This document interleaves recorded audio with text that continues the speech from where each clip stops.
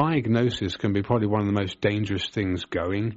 And for somebody to hear they've been diagnosed with some chronic disease or even life-threatening disease, it can be coffin nails sometimes for some people, because there's such a strong mind-body spirituality connection in us and I'm definitely aware that we are spiritual beings. I know some people might want to argue with it, but there you go. We're definitely very spiritual beings, and we have a definite journey in this life. I don't believe that this is it. This is the one that matters, but it's very much a spiritual journey. And so in shamanistic and ritualized medicine, then, the healer is a mediator to a spirit realm, then, where a very different set of interpretation exists. So what are your views on the mind-body-spirit approach to healing? And do you think there are fundamental differences which would yield more beneficial results?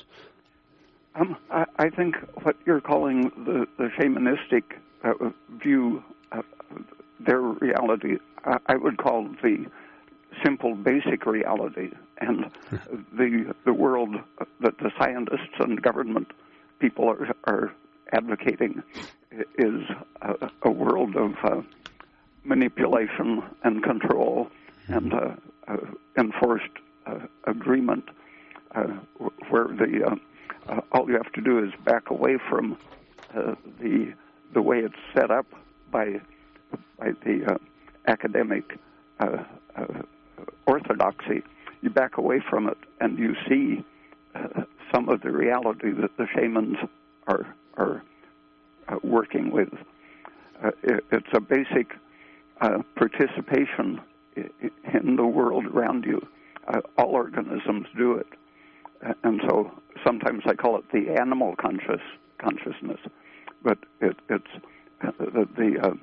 the shaman's therapeutic reality is to get the person back in touch with the complex reality that they're living in reality, not being attached to the story that they're being brought up with. Yeah, I mean, so often it's important to pull people out of this dream state that they're in, that the world around them is something that doesn't affect them, and they don't need to question everything. It's so much like The Matrix. I keep thinking about The Matrix, that movie. When I first saw it, I just thought, that is it. We're pretty much kept in the dark and just spoon-fed lies, and there's still a lot of good out there. But like you said, that view is a view of non-ordinary reality, then, which I think is very, very important for practitioners when they're trying to get into the psyche, if you like, of a sick person, that they can make a connection to them that person really hears, because it's so important to.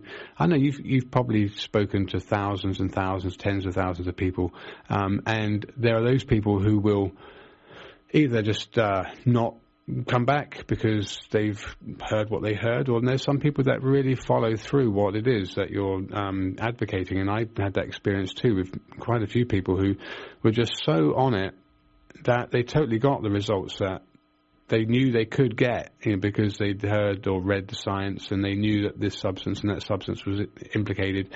And so making that connection with the person is so important, and I think perhaps that is also what you're talking about in a shamanistic worldview, as well as any uncoupling agents that might be used to deeper penetrate someone's subconsciousness.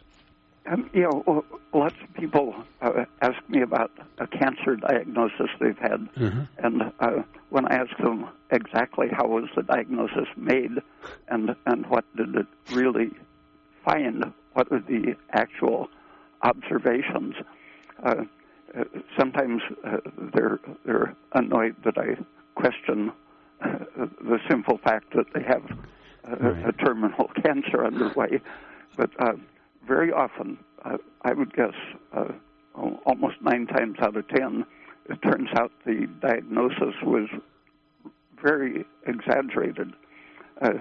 They're given the impression that invasion is underway, but you look at the actual pictures and try to find out what the pathologist was really saying, and basically they have slightly abnormal tissue in most cases.